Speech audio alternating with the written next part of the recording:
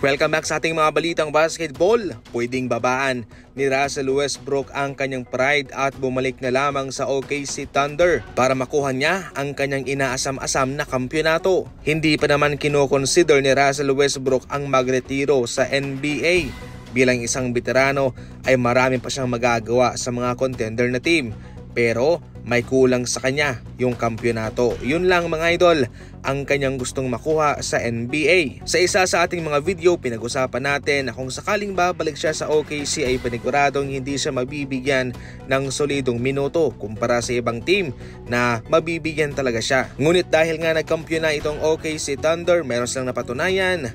Magiging mitsa yan para kay Russell Westbrook na tanggapin na lamang ang realidad na kahit na hindi man siya mabigyan ng high playing minutes, at least magkakaroon siya ng mataas at tsansang magkampiyon sa NBA bago siya magretiro. Pwede siyang manguna sa kanilang second unit bilang isang veterano kasama si Alex Caruso. Mas mabibigyan niya ng eksklusibong impact at impluwensya hindi lang sa loob ng court kundi sa mismong locker room nila. Nagulat si Jimmy Butler kung paanong nakita niyang mag-alaga ang Golden State Warriors sa mga pamilya ng mga players nito. Ang mga team sa NBA ay mayroong kani-kanilang mga pamamaraan kung paano ba nila inaalagaan ang kanilang mga malalaro. Pero so far ibang mag-alaga itong Golden State Warriors sapagkat hindi lang yung kanilang mga players ang kanilang inalagaan kundi yung mismong mga pamilya nito. Maliban kasi sa mga sinasakyan na private plane ng mga players ng Golden State Warriors ay mayroon din pong nakalaan para sa mga pamilyang ito. Private plane para sa mga players at private plane para sa mga pamilya. Libre po yan mga idol, pati sa mga tickets at sa mga pagkain nila.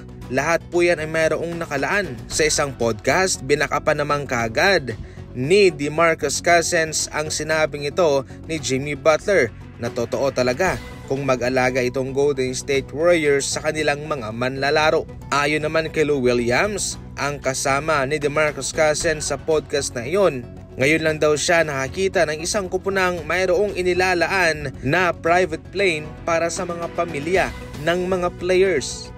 Kahit na para bang video game lamang yan, mahalaga pa rin po sa mga manlalaro yung kanilang mga rating sa 2K.